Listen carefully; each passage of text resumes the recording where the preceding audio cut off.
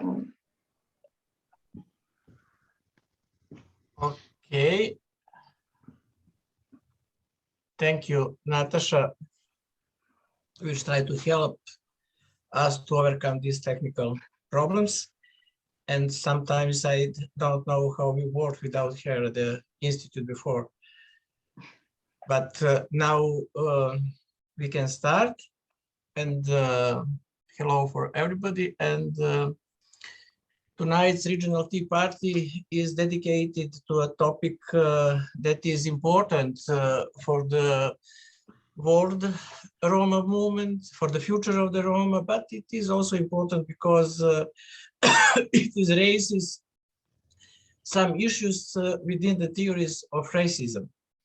In modern society, racism is condemned, and on the one hand, on the wings of the human rights theories and practices. But on the other hand, in geopolitical strategies, racial and cultural differences are given security significance.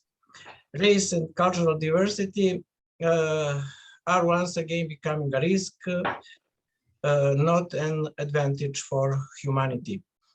It seems that this is more than relevant today in the light of the praxis of the clash of civilizations. And I think that that is why the discussions about what the term anti-Gypsyism means in the semantic or social and political sense is important. And what is important to combat the racism against the Roma. The Roma are a people who have suffered and are suffering enormous injustices, facing permanent discriminations and disputing their identities and exercising their human rights. We organized a roundtable on this topic at the Institute last year, but after that, many open questions remained. In order to remind ourselves of them and maybe get new perspectives, our colleagues, Stephan Mueller, will introduce us to the conversation tonight. Stephan is political scientist who works as an advisory of international affairs, Western Balkans for the Central Council of the German Sinti and Roma, special focusing on the strengthening and fight against anti-Gypsyism. He has a long working experience in all countries of the Western Balkans, focusing on minorities, in particular Roma, refugees and returnees. And he has been involved in developing national strategies and actions plans on multi-annual programs in several countries in the Western Balkans. And I think that that is enough for me over the beginning, and I would like to welcome Stephan and ask him to introduce ours to the conversations with his presentation about anti-Gypsyism in the Western Balkans, how to combat racism towards Roma in the countries in the Western Balkans. Thank you very much, Goran, for the invitation and for the introduction.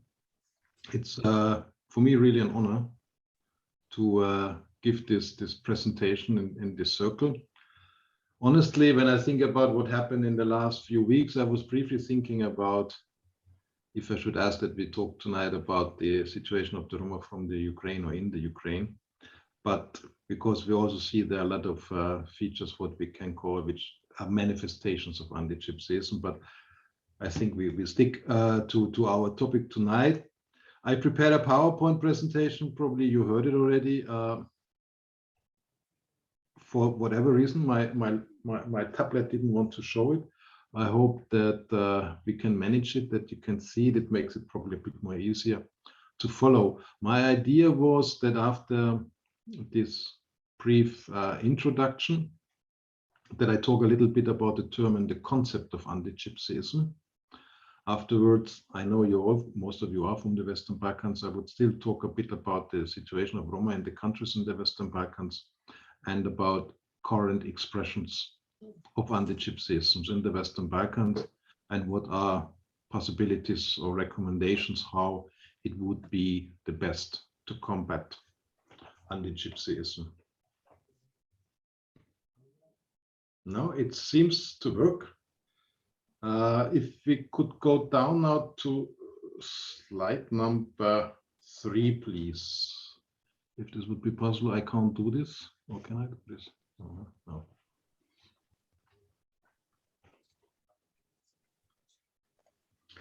When is this okay? Is this the... Yeah, I can see it. And but if you could, can you go down to slide number 3? Sorry to ask you now because I can't move it. It's okay. Just tell me, is this the slide 3? Because I put on the number slideshow. Another one? This is slide number 1 now. Aha, okay.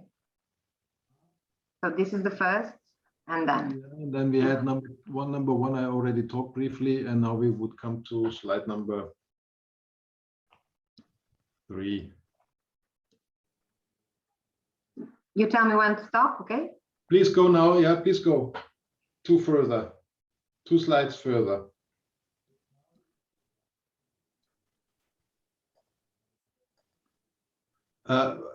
I continue. Yeah? So when we talk about the term Antigypsyism, it has been in the meantime, it's widely accepted as that term to describe the specific racism towards Roma, Sinti, Manouche, Kale. Second, the slide doesn't move. Yes. I'm still on the first slide. Yeah, me too. Ah, okay. Oh, okay, but only to slide number 3. no, but I am. So you don't see it. Wait a second. No, I still see the slide number 1. Ah, okay. Wait a second. What about now? Still. Still? Okay, I will just a second. So I have to stop sharing and then I'll repeat it. Okay, so we have a little bit of difficulties. So this makes this more interesting. Okay. It's my fault. It's my fault. I said at the beginning, unfortunately, my laptop, the camera stopped working. So I had to use my tablet in addition. So yeah, now we are here at least. So now you see the 3. The 3. So yeah. Is this okay? That's okay. Great. Okay. So again, I will try to start again. So the term Antigypsyism has been really widely accepted in the meantime and recognized by most scholars when we want to describe the specific racism towards Roma, Sinti, Manouche, Kale, and other related groups. I might add something which I, in particular, because I know that my colleague and old friend, I can say Ruben Semon is here. When we talk about Antigypsyism as a concept of the specific racism, we can also say it refers also to groups which are by the majority population very often perceived as also being belonging to the Roma, like the Egyptians or the Ashkali. So I think from my position, that this term Antigypsyism could also refer to the attitude of the majority population towards groups like Egyptians or Ashkali. There is a certain resistance against this term. There are other proposals like anti-Roma racism, anti-Romaism, anti-Romism, Romaphobia, etc. When we talk about the English language, I also know that, for example, in Serbia, there was a strong desire among the Roma population, among Roma representatives, not to use in Serbian language the term anti-Tsiganism and to use the term anti-Romism, or other terms were also discussed. It's also the European Commission put an emphasis on is when we talk about the concept and the term Antigypsyism. In the English language, the European Commission and many other institutions, the vast majority of the institutions, also the vast majority of the Roma representatives and organizations prefer the term Antigypsyism. But when it comes to other national languages, there has to be a flexibility, because it might really, and I heard this very often from my friends and colleagues in Serbia, that in Serbian language, this term anti-Tsiganism is really something which sounds very negative for them. at the end, it is up to the Roma communities, the Sinti communities, to decide on the term in their national languages, or in the languages of the countries they're living in. And I'm working with the Central Council of German Sinti and Roma. We decided that we use in the English language the term Antigypsyism. In German language, we use the term Antizyganismus. And there's also in German language, there's also in Germany, we also have Sinti representatives and Roma representatives who are not supporting the use of this term, because for them, everything which uses the term Zygan in whatever way, Zigeuner, etc., should not be accepted. What we have to be aware, the term, it's not a newly invented term as many people think. It has been used the first time, Antizyganism, in Russian by a Russian Romani scholar in the 30s, and also afterwards the term has been used. So it's not a new invention of some new modern scientists or human rights or minority rights organization. If we could go then to the next slide. On the next slide, you will see. I hear you. Just do you see the next slide now? Great. A definition of Antigypsyism, which has been developed by the Alliance Against Antigypsyism. The Alliance Against Antigypsyism is an alliance of several Roma and pro-Roma organizations from all over Europe, and they developed also a paper on how to fight anti-gypsyism, what is anti-gypsyism, etc. And they came up with this definition that anti-gypsyism is a historically constructed, persistent complex of customary racism against social groups identified under the stigma gypsy or other related terms. When we think, I will not go into the details, when we think about the concept of anti-gypsyism and what it makes very, very useful, is there's an underlying added value within this concept. And this lies in that it changes the focus from the Roma community's obligation to integrate to the state institutions' responsibility to effectively deliver equality, non-discrimination, and fundamental rights to Roma.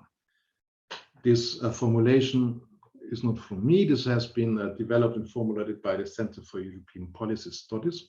And I think this is a very, very relevant feature of this concept, that we understand it is not up to the Roma to change or to integrate. It is first up to the state institutions, and I would also say to the society, to provide the possibilities for equality, for non-discrimination, for fundamental rights to the Roma. I guess many of you might have realized already, it reminds a bit to the rights-based approach of the United Nations. So the concept with the rights holders and the duty bearers. What is important when we think about anti-Gypsyism as such a concept is, at the political level, it requires really a change of the mindset, a change of the thinking of the majority population and of the politicians and decision makers. So that means it is first the non-Roma who have to understand what anti-Gypsyism makes with them, because the anti-Gypsyism is something within the majority population, or with the majority population. I will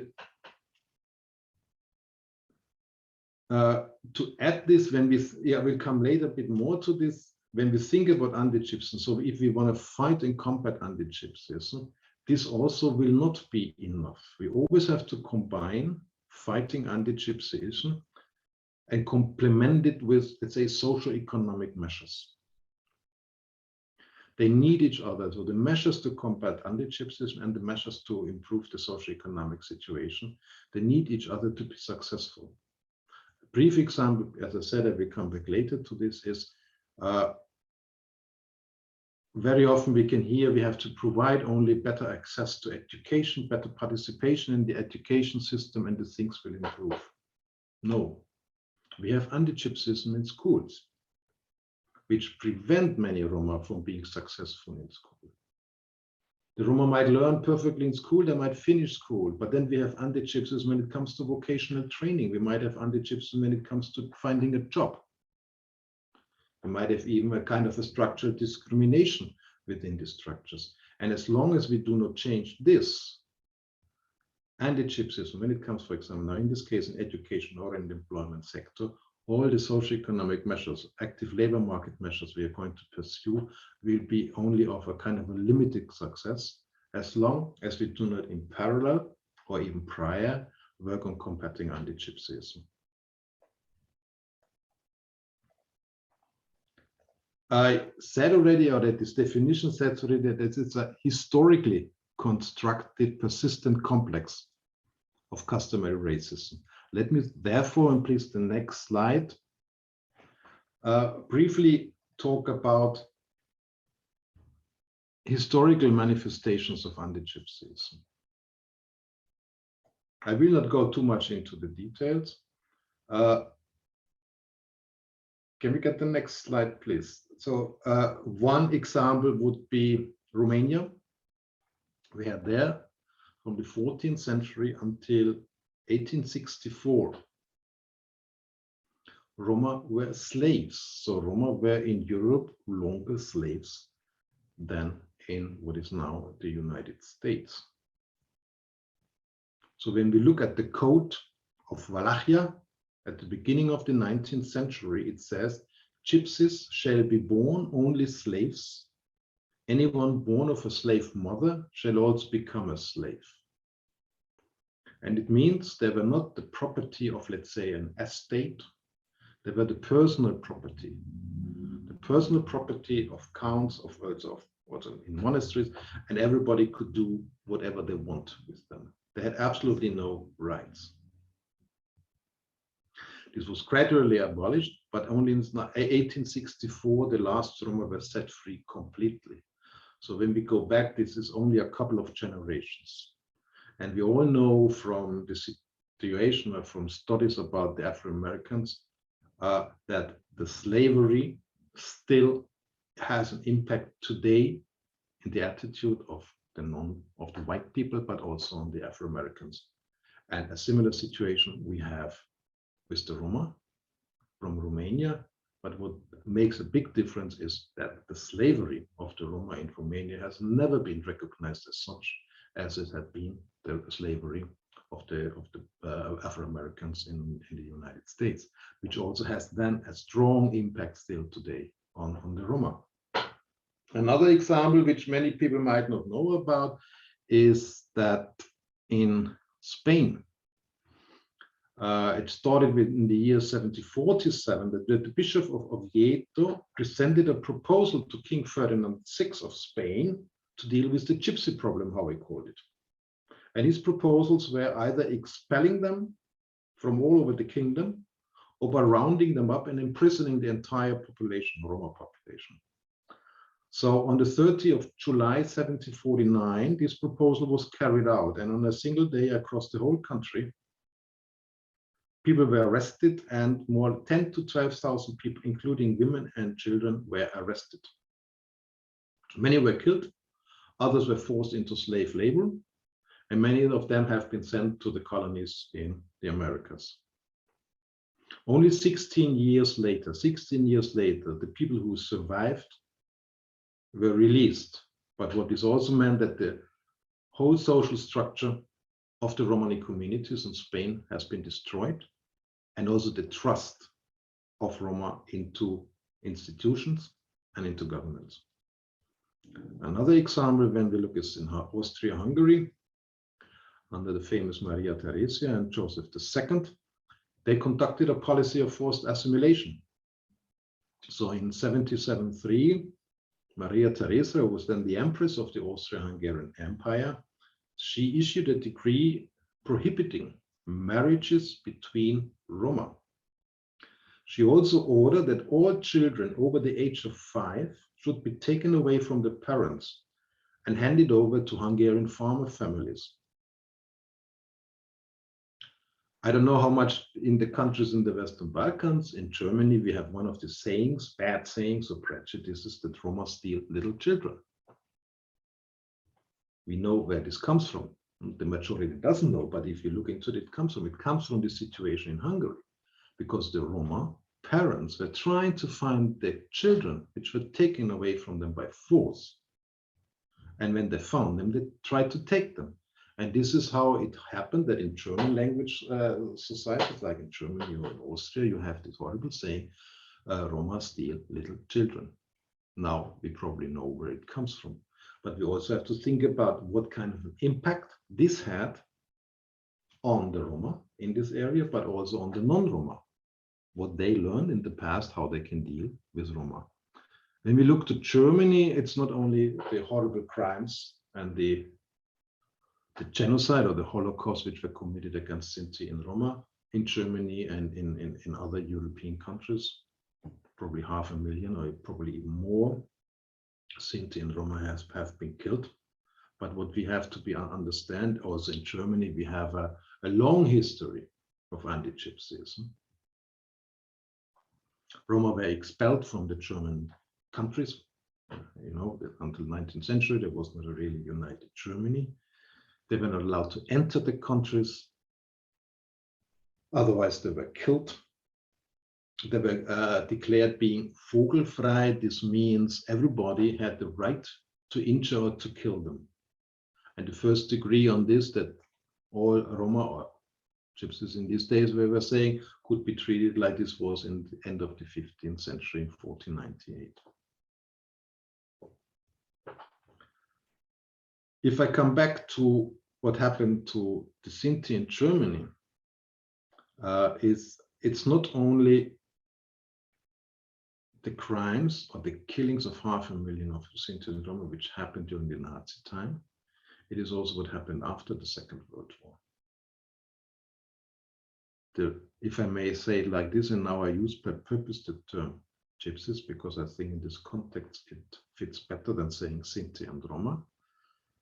During the Nazi time, they were killed as Gypsies because they were Gypsies. They were sent into concentration camps. They were obliged to do forced labor. They were sterilized. There were medical experiments done with them only because they were Gypsies. And after the Second World War, Germany treated them again as Gypsies. They were not recognized as victims of the racial victims of the Nationalsocialism. They were not. They had often the situation that the people who sent them to the concentration camp were still sitting in the same offices when they returned from the concentration camp into Germany after the Second World War. And there was no trust. And this is one thing we always have to keep in mind when we think about, and that's why I really probably made a long excursion into the past, that this common past over generations formed a certain mistrust, because this is what Sinti and Roma communities experienced in Europe over centuries, that they were excluded, that they were treated differently than the majority population. They never had the same rights, and they were fighting for the rights. They even had to face problems. There is, and this on the other hand is when that's the perspective of Sinti and Roma very briefly. We also have to think about our perspective. We as the I'm not a Sinti or a Roma, we as the non-Roma, as the non-Sinti, we also inherited over the generations this kind of anti-Gypsyism. This is when you remember what I said at the beginning, it requires a change of the mindset. And that's why it's really important that we understand the full scope of anti-Gypsyism. It's not only that there is a discrimination, that's the way the majority population thinks about Sinti, Roma, and related groups. If we can go to the next slide, please.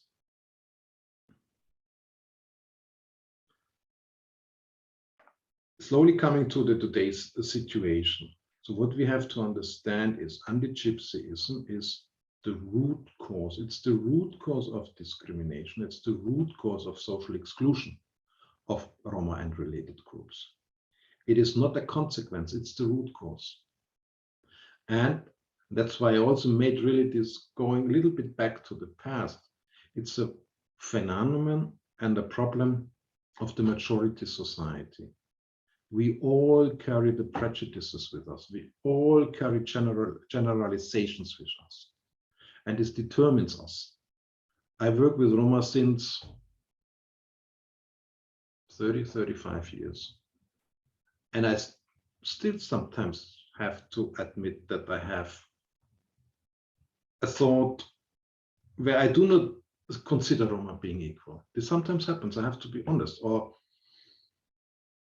what I also, and that the non-Roma and non-minority persons among us, yeah, probably Ruben can say something at the end also about this, is when I meet for the first time a Rom, Ashkali, Egyptian, and we talk about the Balkan, who is more dark, I react different as the one who is not so dark.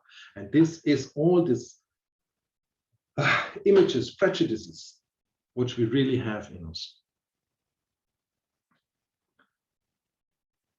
What I said also at the beginning, when we think about it, it's not only addressing the effects, the results of the Undergypsyism. It means the poverty, the poor equality, quality housing, substandard education. This is not enough. We have to go down to the root causes. This is the attitude we have towards Roma.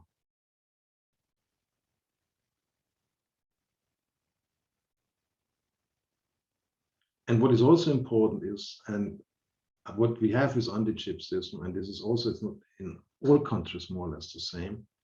Antigypsyism as an expression of racism is more or less the most accepted racism what we have. So what you can say in public, what you can do in public against Roma or on Roma, you can't do with other ethnic groups or social groups.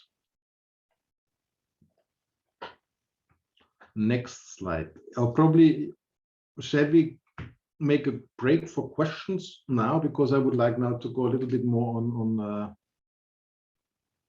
the current situation of Roma in the Western Balkans and some kind of manifestations of Underchipsism. There's a question to go around, probably. Shall we combine questions at the end, or we do it now, because now comes a kind of a new part of the presentation.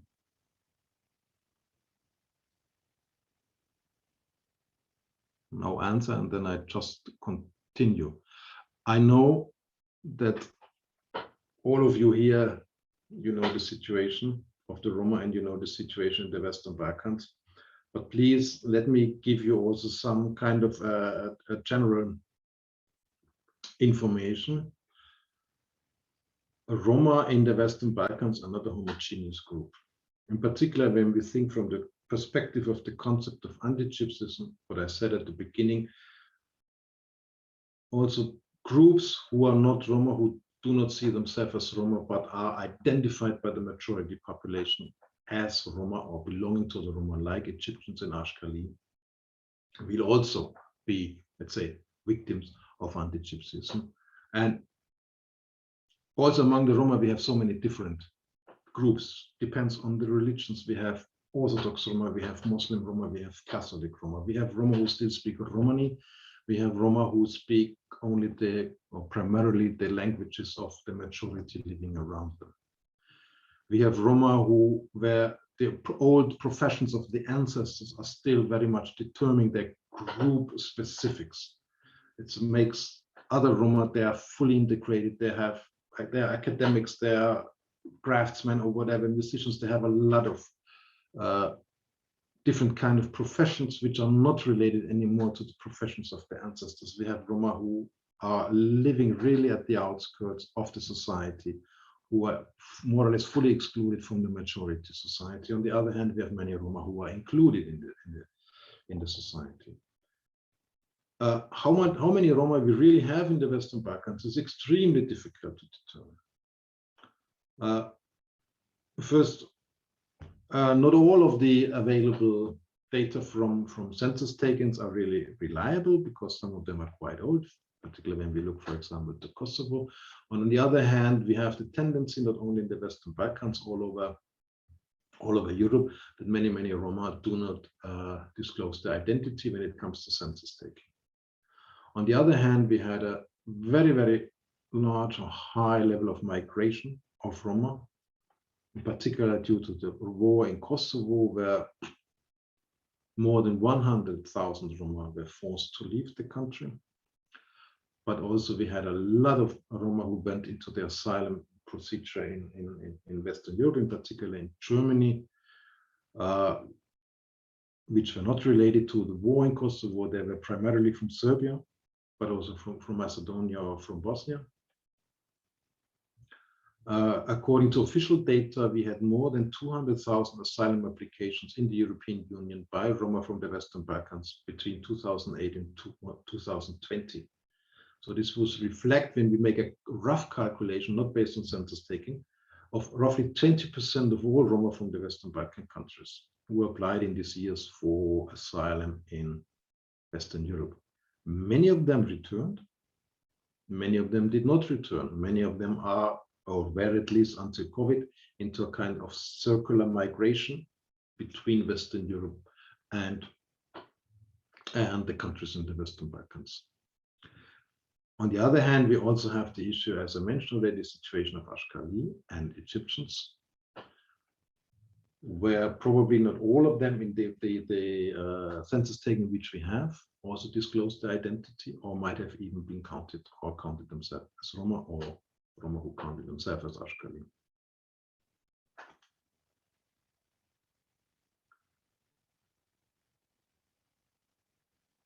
One second. I would like to say a few words about the consequences of the wars in former Yugoslavia for the Roma. Also under the perspective, or under, from the perspective of Antigypsyism. We could experience crimes, really the worst crimes against Roma during the wars in Bosnia, which many people tend to forget, and in Kosovo, which had repercussions across the region. I mentioned already the migration. We have many people with traumata due to the violence they experience, due to the loss of the beloved ones, or to the loss of everything what they once owned. And this is combined with a kind of disinterest of politics and societies directly after both wars, what really happened with Roma. And this refers not only to, let's say, the societies in the Western Balkans or the governments in the Western Balkans, it refers the same to the international level.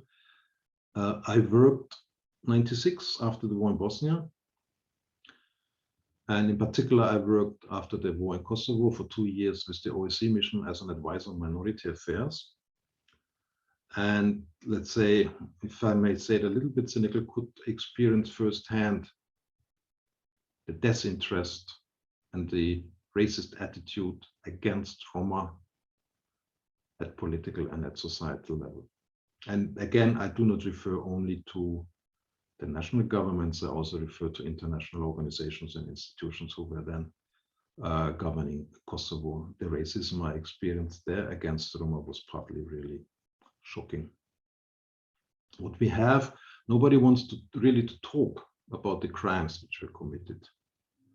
And in countries like Bosnia, or particularly now in Kosovo, which are relatively new nations or new countries, we have a process or a narrative of nation building, who belongs to the nation, who is a part of the nation.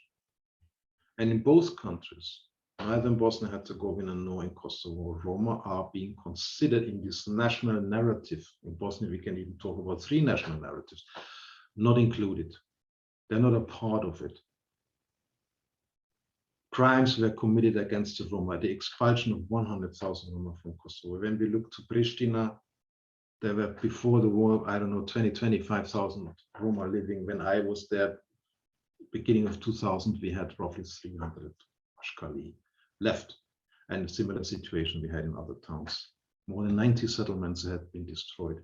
And this is not an issue. Roma are still being perceived as collaborators of the Serb regime, which is correct for a small group of the leadership, of the former leadership, and of some individuals who actually really participated in looting and in crimes against Albanians.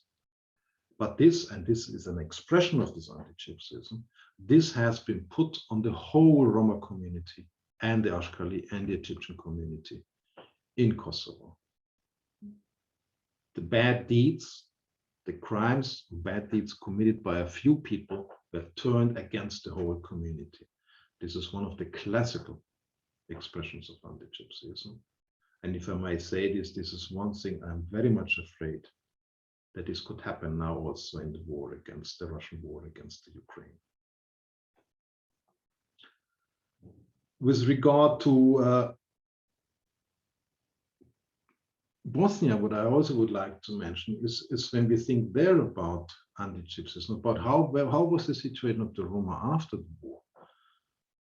We still know that Roma, as other groups, are still not allowed to be elected in certain positions, political positions, when they declare being Roma. If they declare I'm a Croat or a Serb or a Bosniak, then they can do it, but not being as a Rom, which is a clear violation of any human rights and minority rights. This is the situation since more than 25 years without having been changed. But it's also, again, the more societal narrative when we think about if it is the Republika Srpska, is it in the federation? Is it in the federation among the Croats or among the Bosniaks? Who talks about what happened with the Roma during the war? There were targeted attacks against Roma. For example, in Zvornik, municipality of Zvornik in northeastern Bosnia, there was one village where were only Roma left. Everybody was killed by Serb paramilitary forces except one boy who survived. The Serb boy could testify, but the perpetrators were set free in the second level at the Serb court. Who talks about that among the 8,000 Bosniak men, boys and men who were killed in Srebrenica, that quite a considerable number there were Roma? Nobody talks about it. Nobody talks about the Roma were fighting within the Bosniak army. Nobody talks about that Roma were expelled from Banja Luka. When we take the step back to Kosovo, nobody talks about it. We had Roma, Ashkali, and Egyptians fighting with the UÇK. Nobody. Nobody talks about that there were Roma, Ashkali, and Egyptians who were expelled by the Serb forces, who were killed by Serb forces, who left or were expelled from Kosovo together with the Kosovo. It's not a topic. So they are not a part of this positive national narrative, they're a part of a negative narrative. And this has to be changed. On the other hand, and then I continue with is when we look also to Kosovo, we have in Kosovo at the moment 2 deputy ministers who are Roma. We have one Egyptian who is a minister. We have deputies in the parliament. In North Macedonia, we have a Romani who sits in the parliament. We have the president, the prime minister, they have Romani advisors. The deputy ombudsperson is a Romani. In Serbia, we have 2 state secretaries who are Roma. We have a member of parliament who sits who is a Roma. Representations we do not have in Western Europe. We have always to be aware of that. Okay, next point is, and there I would like to demonstrate a little bit with a couple of data how the actual situation of Roma in the Western Balkans, and if I may say Roma, Ashkali, and Egyptians in the Western Balkans is. When you look to all this data which I present you now, please always try to look at this data against the background that since nearly 20 years, we have strategies, we have action plans, we had the decade of Roma inclusion from 2005 to 2015, we have the follow-up program Roma Integration 2020. We have, for nearly the same time, we have an accession process to the European Union with considerable financial contributions to, at least on paper, improve the situation of the Roma. We have the permanent request from the European Union to improve the inclusion of Roma. But when we look at the data, one can really wonder what happened with all these programs. I choose only to put you now data from primarily from UNDP from 2017, I think. there would be also a possibility to compare them with the data of a research or survey UNDP was doing in 2011. And with the exception of education, we wouldn't see any real improvement. And again, when you look at this data, ask yourself, please, if I may say it like this, if you don't see here a very serious expression of anti-Gypsyism, and now I'm probably too honest, a purposeful non-application of the adopted policies and action plans, or at least an indifference and even complicity from all actors, be it the governments in the Western Balkans, be it the European Union, be it the human minority rights community, be it the think tanks or whatever, really being fully interested in improving the situation of the Roma. And my thinking is this comes to a very large part from this mindsets what we have of anti-Gypsyism, that we do not really take it serious to improve the situation of Roma. I do not want to talk too much now about this data. You can see them yourself, and you can see, for example, when you look now at this data on running water, or when we look to the next data about housing conditions, and we think back about the COVID pandemic,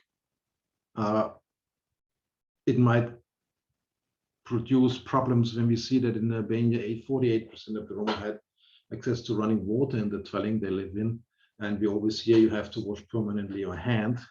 This might be a bit of a problem. Or when we go to the next slide and we see the household sizes. And if you would take to this in addition, let's say, access to electricity,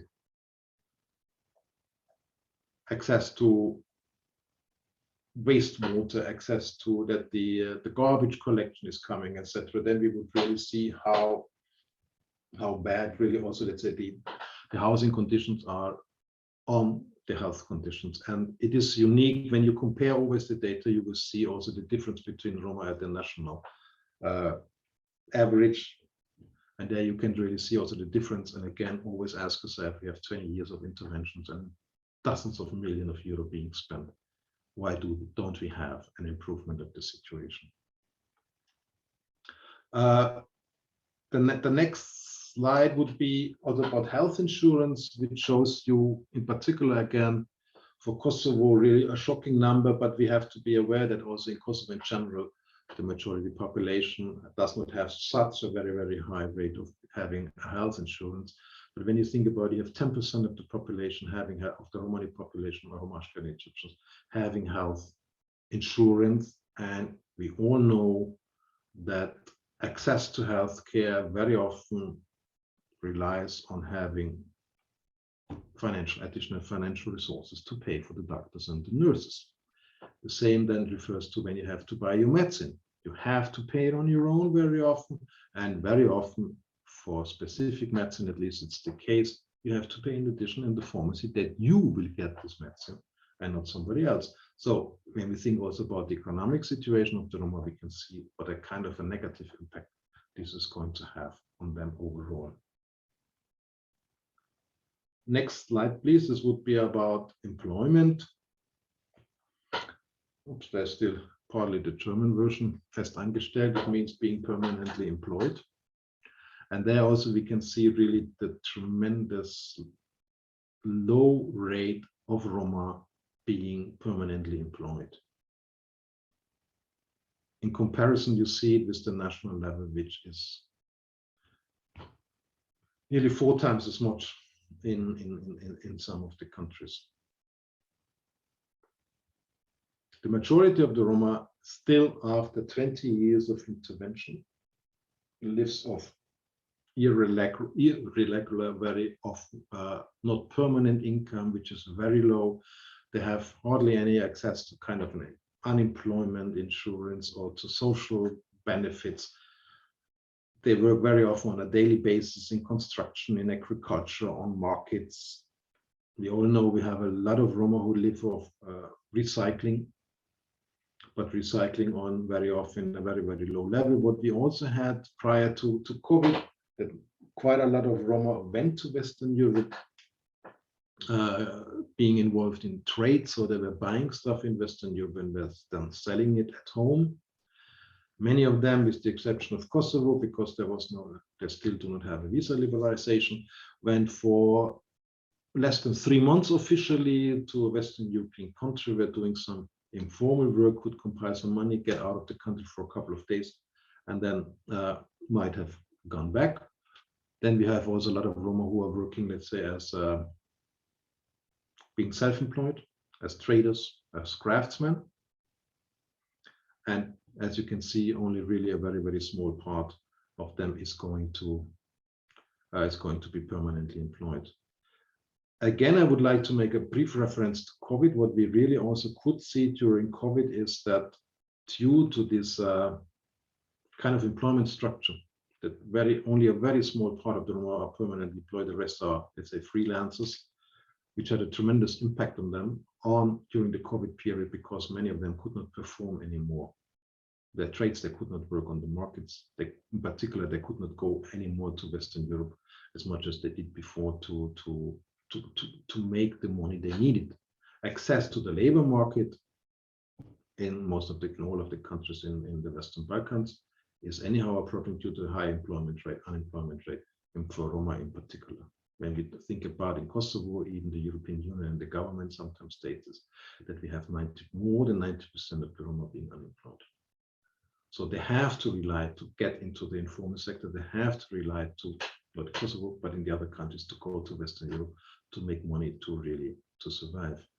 What is the reason for this situation on the labor market? For me, this is the Antigypsyism and the discrimination which comes out of this, which, as I was trying to emphasize at the beginning, which they experience over generation, and which also the majority populations practice and inherited over generations. You might say, the other reason might be that this majority of the Roma have a lower level of education. They do not have the education necessary. But there again, we should think about why. So why they do not have it? Why? Because of the racism or the Underchipsism they experience already in the education system, or when they were trying to enter the labor market. The next slide shows for me, probably most shocking data. And there I really, it shows the need rate. So the rate of the persons between 16 and 24 who are neither in education, nor in employment, nor in training. So when we look at this, we have between 73 and 86% of the young Roma are totally out of the official labor and training and education. They're not participating in it. When we look at the situation of Romani women, we have really this horrible data, like in Montenegro, with 93% of the Romani women are neither in education, employment, nor in training. This, and again, after 20 years of intervention, we still have such a situation. I can tell you the data in Germany, this will rise depending a little bit on the year, and now with COVID it changed anyhow a bit, it was 8 to 11%. Here, when we look at the Roma, you see how high this rate is. And in particular, also you can compare it with the Roma who live in close proximity to the Roma, how UNDP always describes it. So this is not the really national-wide average. This is the average of the people who are living next to Romani communities. And most of you know, all of you know, it's not the rich people or not the upper classes living next to the Roma. So we already among the, let's say, lower and middle class of the majority population have already these rates. If we would take the overall, then we would even have lower percentages. On the other hand, when we look at this data, it might sound a little bit strange. This data also demonstrate the potential and the chance all the countries would have when they would be different when it comes to the Roma communities in the countries. In general, we see the Roma as a problem, or the situation of the Roma as a problem. We could also see them, in particular now when we think about the countries in the Western Balkans, where we have a dramatic, or at least tremendous, demographic decline. The numbers of the population are going down. More and more people are going to migrate, in particular the well-educated. And at the same time, we have a very large group within these countries of which the society and the politics do not take care that they can be active on the labor market. When I consider that in Bosnia, think tanks, but also other institutions were thinking about, we have to bring people from Africa and Asia, or we have to try to integrate the refugees who came to Bosnia into the labor market to compensate the loss to the demographic decline, but at the same time, they do hardly anything to integrate the Roma in the labor market or in the education and training. I still think about, is this anti-Gypsyism? Is this racism? The answer to this question I will leave up to you. I will, with the next slide. Stephan, Yes. sorry to interrupt you, but we still have a half an hour to discussion and ask questions. Can you conclude slowly? And I will.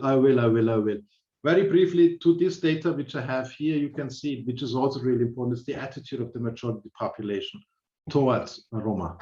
I would like to emphasize the one on the labor market. 25% of the surveyed persons in the Western Balkan countries would feel somehow or fully uncomfortable to work together with a Romani person. So that means if we want to work on labor market integration, we have to fight against the anti-Gypsyism, against this anti-Gypsyist attitude among the majority population. The same would be when 30% feel uncomfortable buying a product from a Romani person produced by a Romani person. Again, even if we work on self-employment, we might face the difficulty. We have great Roma entrepreneurs, but people might not buy the products they do. Next slide, please. Then I will really very briefly forms an expression of current anti-Gypsyism. We have violence, including police brutality, hate speech, discrimination, poverty, evictions. You might say this might affect everybody, but we always then have to ask ourselves, why are Roma more likely to become victims of ethnically motivated violence by law enforcement officers? Why primarily Roma have to live in slum-like unhealthy settlements? Why are more Roma employed? And we were trying to find an answer. We always come back to the racist attitude which exists also in the majority population and in particular also in authorities and in policymakers, I have to say. I skip now. Let's skip one slide, please, and one more, please. Yeah. So what could we do to combat anti-Gypsyism? First, what I said would be, we have to understand it is not a minority issue. To combat anti-Gypsyism, we have to understand this is an issue of the majority population. We have to empower Roma. Or that's a different style, as I see now. We have to empower Roma that they can really more actively fight against anti-Gypsyism. We need a stronger Romani leadership. We need a stronger participation of Roma in policy making and in decision making. First step is really that we have to understand that anti-Gypsyism really exists and it's necessary to fight against it. If I can say it, please, in this group, I met in the last couple of years with government representatives of all Western Balkan countries, trying to convince them that it is necessary, trying to convince them or to make them understand the concept that it is necessary to fight the racism towards Roma in parallel with socio-economic measures. In the meantime, we see also, due to the pressure of the European Union, that at least on the paper, the governments all recognize it and accept it, and the new strategies of which are now being developed already or in the process being developed, they all refer to fighting anti-Gypsyism or with different terms. So we see a certain process. What we now really have to see is that these policies and action plans are this time really implemented, because this is what happened also in the past. That is, as I said already, they have hardly been implemented. What else we have to do? Really, we need a kind of an institutional policy framework to fight anti-Gypsyism. We need data. Data have to be collected and the monitored as a monitoring system has to be in place. Much more has to be done to condemn and fight hate speech in the public discourse and also in the media. We have to stronger sanction and punish anti-Gypsy crimes.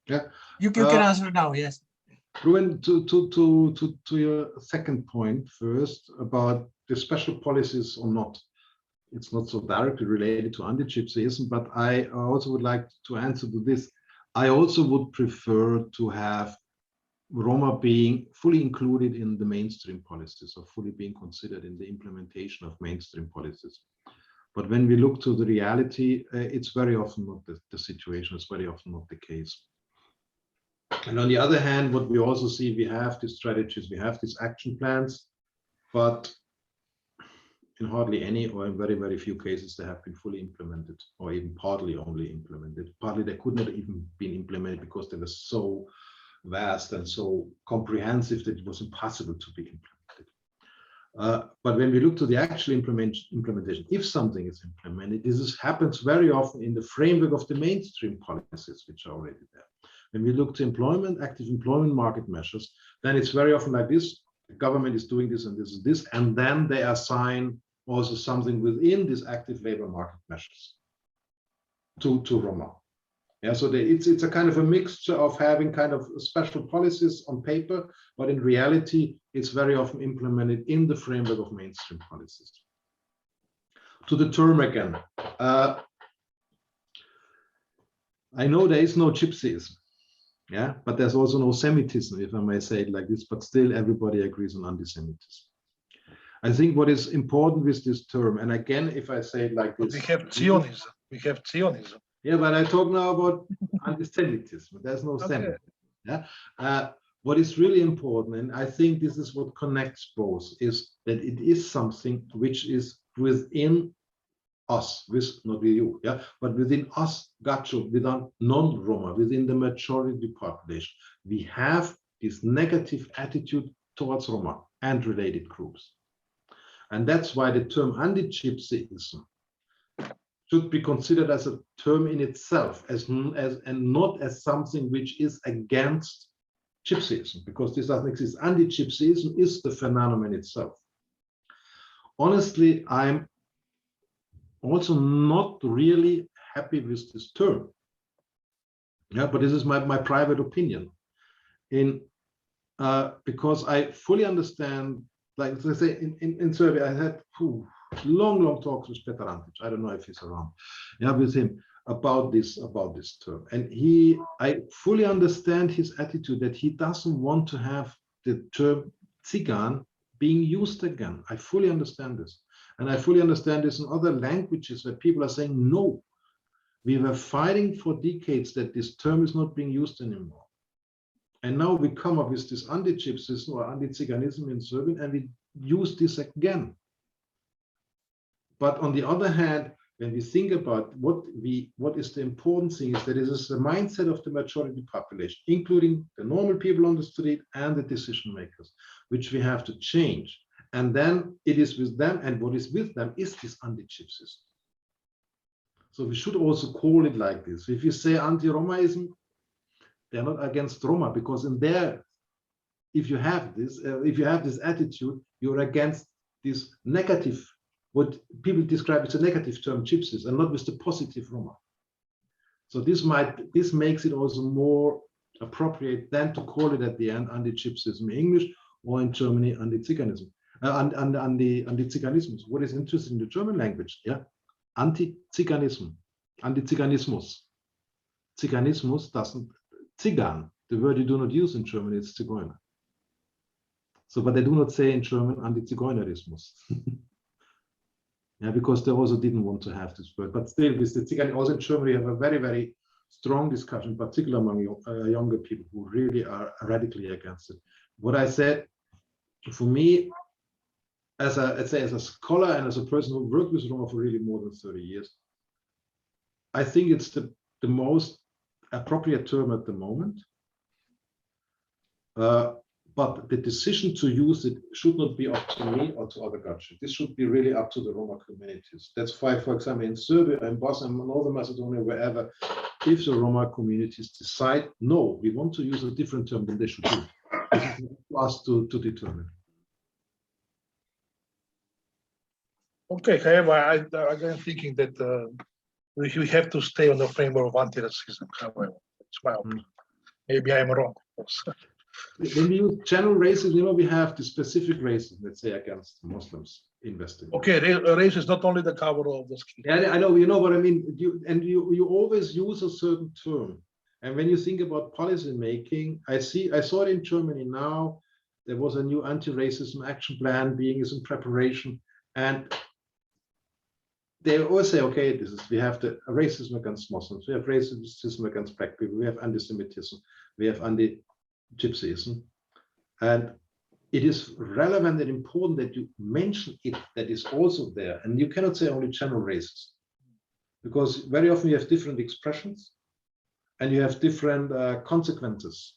This is what I said. When you can say things about Roma all over Europe, which you cannot say about other groups. You can make racist jokes in TV, nobody cares about. You could not do this probably for sure not with other groups as you can do it. So if there is something specific existing, you should also have a specific word and not only call it racist. In particular, because all other groups have their own term. Yeah, if there would be only general racism, then it would be something else. Thank you. And thank you, Rubin and Stephan. And I feel that this will be a long debate in European institutions and among the intellectuals. But maybe some more questions or comments? Diana, please. I think that it is very important, this inclusion of Roma representatives into mainstream politics, meaning into the parliament. For example, in Serbia, up to now, we have different Roma minority electoral lists, meaning that group of Roma politicians would organize themselves and would create electoral lists that would be composed only of Roma representatives. But quite recently we have that the main ruling party in Serbia, Serbian People's Party, is trying, as catch-all party, had MPs who are of Roma origin. So I think that the next step and the best possible strategy would be that politicians of Roma origin as role models would be integrated into the main or opposition or ruling party, and that way they would promote this policy of integration. For example, right now in these elections we have one very famous opera singer woman who is on the main ruling list. As far as I know, when those people are entering the parliament, for example, Ackovic Goran would know, they then are very active in, just because they have that support of the great party, of the main parties. For example, one Roma representative MP, he created subcommittee within the Serbian parliament dedicated to Roma issues. So that is the quite new strategy, not only to have minority Roma parties, but that to encourage Roma politicians to be integrated into electoral lists of different parties. So what is your opinion? I mean, is that the future of mainstream integration? And maybe Stephan, excuse me, maybe according to the Diana's questions, do you think that participation of the Roma in government corresponds with the expectations of the Roma community? You mentioned that Roma participate in parliaments of Kosovo, Serbia, Macedonia, Croatia is also in Romania. But I have feelings that the human rights situation of Roma and the integration in society is very poor at the same time. And what should be changed in the political movement of Roma political movement in the Roma political parties, in order to increase the influence of Roma politicians and some their political ideas according to the integration of Roma and their political and social status? First, I'm not a Rom, but I worked since a long time with Roma. And for example, this having Roma specific parties or having Roma being included in mainstream parties, it's a very long discussion. And I think both have advantages and disadvantages. But for example, Drago Ackovic, as far as I know, he was the one behind that the subcommittee on Roma was established in the Serbian government. This was a very good move. And if he would have been the representative of a small Romani party, not belonging to the majority party, it would have been probably more difficult to achieve something like this. At the end, I think the perfect thing would be if we would have a parallel thing. For example, like we have it with other minorities, they might have their own political party and representation, but there's still other members of these minorities might be members of mainstream political parties. The problem with the Roma specific parties is that it will be always difficult for them if there's not a lower threshold for entering the parliament, really to go into parliament. We had this in Serbia also, we had Romani parties, then they went into kind of coalition with other political parties that they could manage it. In Kosovo, we have it a little bit of a different situation, that we have the reserved seats for Roma, Ashkali, and Egyptians. So it's always guaranteed that they are sitting in the parliament. Coming to Goran's remarks, I think this is a very important point, corresponding what I wrote down with the expectations of the Roma. The performance of, let's say, political representatives. I think this is not only in the Western Balkans the case. On the one hand, we have a situation that the majority or very, let's say, large parts of the Roma are either not aware or probably even do not care about the official or political representatives what they have. Because there might be a similar situation like with the mainstream parties prior to election day. They show an interest in the very marginalized poor communities, which is still the majority of the Roma. After the election day, they're also forgotten. Many of Roma representatives really also lost touch with, let's say, the grassroots level. But on the other hand, we have also kind of mobilization movements now, primarily initiated and supported by the Roma Initiative Office of the Open Society Foundation, Open Society Institute, which tries to mobilize a bit more of grassroots movement and combine this with political representatives, and also to encourage more Roma to really participate in elections. When we think about in Serbia, Roma might be 7% of the population or even more. So this would really reflect a potential in politics which hasn't been used. Yeah, so either through establishing a strong Romani movement which goes over into a political party, or even trying to actively influence mainstream parties that they take the situation of the Roma more serious.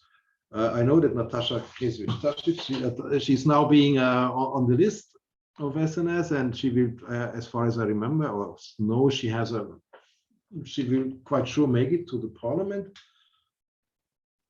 I think this is also an important sign if she would make it, but she really has to be then active. She has to be a political person when she is in the parliament. I had the pleasure to talk a few times with her, so I know that she's a very dedicated person. But what I wanted to say, what is also important, and this brings me a little bit back to the previous point also, is it is very important that we have Romani political representatives, but what is also important that we show the active contribution of Roma in general to the societies. And there, for example, Natasha as an opera singer is one of these examples. Yeah, she is not only a Romani person, she is a successful opera singer. Therefore, it's also very important, I think, that, for example, now in Belgrade, this European Roma Institute for Arts and Culture opened a second cultural institute. They have the first, the bigger one is in Berlin. This is also important. This would be important in all countries, that we display the Roma culture, the contribution of the Roma culture to the overall societies. Yeah, it's not bringing them down. Now in Hungarian you say, yeah, let the Roma sing and play. No. This is really to show what kind of a contribution they have to the overall society, or the culture of the overall society. And if we have this approach combined with a more political approach, in particular that we all do not only think about the national parliaments, we have to think about the local assemblies, the local parliaments. Many things happen there, and this is where if we have a stronger participation of Roma at local level, I think we would have at the end even a stronger impact than if we would have 3-4 persons sitting in the national parliament, as much as important they are.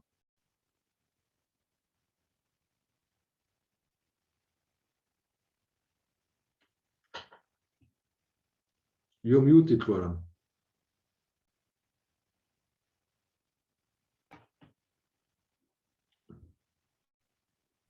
Goran, we can't hear you. Sorry, I was on mute. Vedran, please. Good evening to everyone. I am Vedran Vujisic, student of Master Academic Studies of Social Policy and Social Work on Faculty of Political Science, University of Montenegro. First of all, thanks for very extensive and educational presentation with fresh data. When we talk about combating anti-Gypsyism and public and social policies in this field, I think it is important to say that all or almost all governments of Western Balkan countries are trying to create and apply several measures using strategic approach. All this process is often supported by NGOs. Yep. So I will say something about governments of Montenegro's strategic approach and the strategic effort in this field. Now we have new strategy of social inclusion of Roma and Egyptian population 2021 to 2025, which is created by Ministry of Justice, Human and Minority Rights of Montenegro. It treats different areas of activities like social exclusion, poor, political and civil participation, education, employment, health, child exploitation, etc. So in Montenegro, which is very small Western Balkan country, it is very necessary to intensify the fight against anti-Gypsyism and discrimination against Roma and Egyptians in order to achieve their full social and economic participation and inclusion. So anti-Gypsyism and multiple discriminations are the main reasons for their social exclusion, while their disadvantage is the high is represented in the high unemployment rate, low enrollment, and poor living conditions. This is the maybe the everyday situation for the biggest number of Roma and Egyptian population in Montenegro. So I think we have a quite good laws and we have these strategic efforts, but it is crucial to ensure their implementation. I think we have some progress, but in this pandemic time, in this, I think the situation in all aspects is very, very worse. Thanks one more time. And thanks. Very brief to Montenegro. I think what was for me a bit of a surprise, even in Montenegro, that you have a relatively active, very young civil society, or you have very active young civil society representatives among Roma and Egyptians. And what in Montenegro we should really always think about is that we consider the situation of the Roma who fled Kosovo and are still living in Montenegro. because they still have certain advantages when it comes to accessing labor market, etc. The housing situation is probably really horrible. And this is one thing where Montenegro, I think, should also put an emphasis and do a bit more than it has been done. I also see a progress. Yeah, I hope that we have soon a new really functioning government also in Montenegro, and that they really actually implement the strategy and the action plan, which I didn't study in detail, but of which I heard it should be well done. Thank you, Professor. And thank you, Vedran, for your brief presentation about the Roma integration program in Montenegro. And we have time for only one question. So yes, Veselin, I see you. And maybe one more after the Veselin. Veselin, please. Well, thank you, Stephan, for this very extensive presentation, and thank you all for this discussion.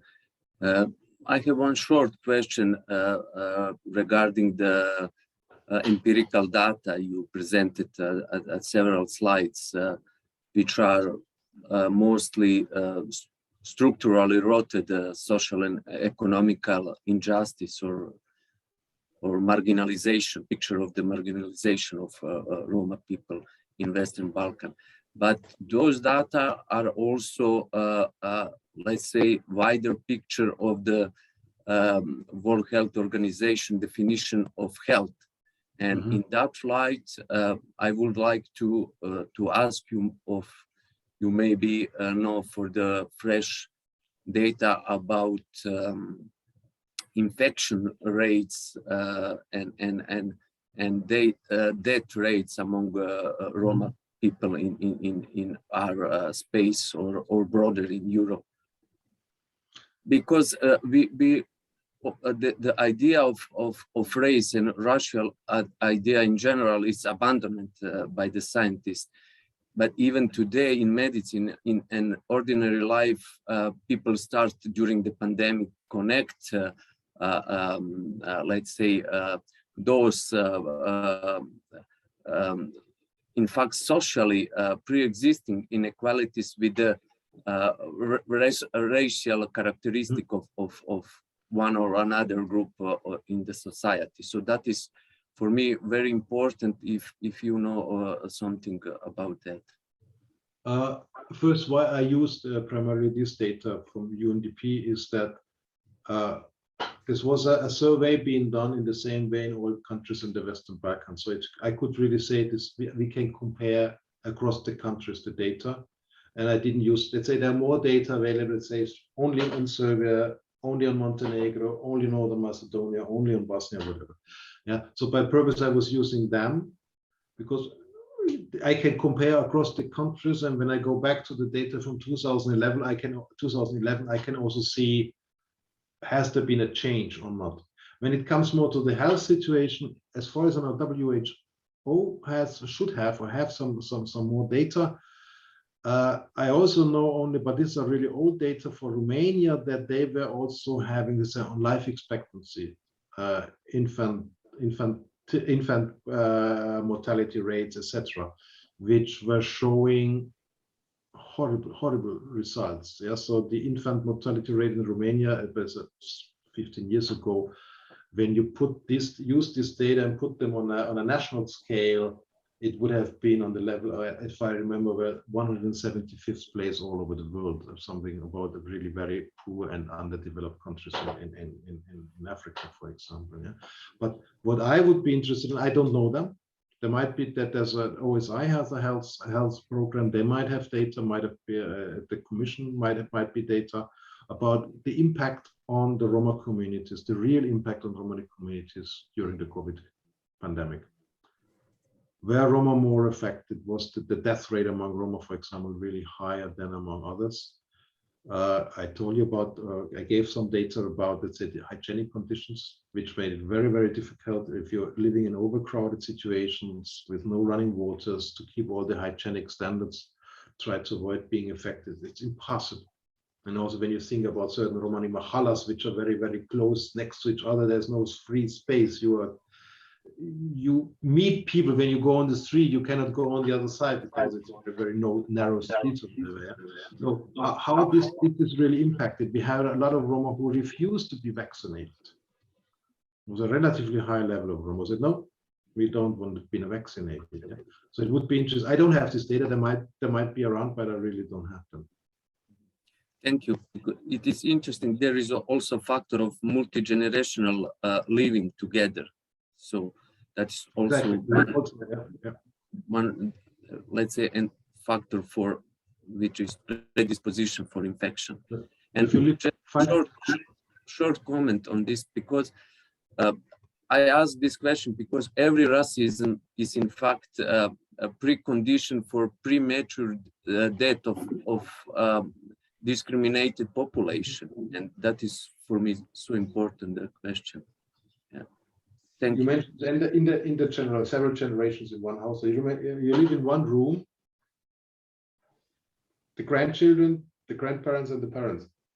Yeah. How you want to avoid that the grandparents who are very high risk group are not going to be infected. Yeah. But in general, to a life expectancy, let's say this is the average rule, it's 10 years lower than among the majority population, probably even more. That is more general picture of, exactly. of my question. Yeah. Thank you. Okay, thank you. And maybe last comment or question. Okay, thanks, Stephan. I thank you very much for the opportunity. And we are always looking forward to meeting you, and I hope that we see again you soon. But thank you for everyone who participated on these conversations this evening. And I invite you to talk with Petar Antić on April 7th on the topic of the constitutional identity of national minorities. And good night, and I hope that you have a very good impression about these conversations and Stephan's approach to the Antigypsyism and the suffering of plights of Roma on the Balkans, and how to combat this suffering. Once again, good night and good luck. Thank you. Night. Good night, everyone.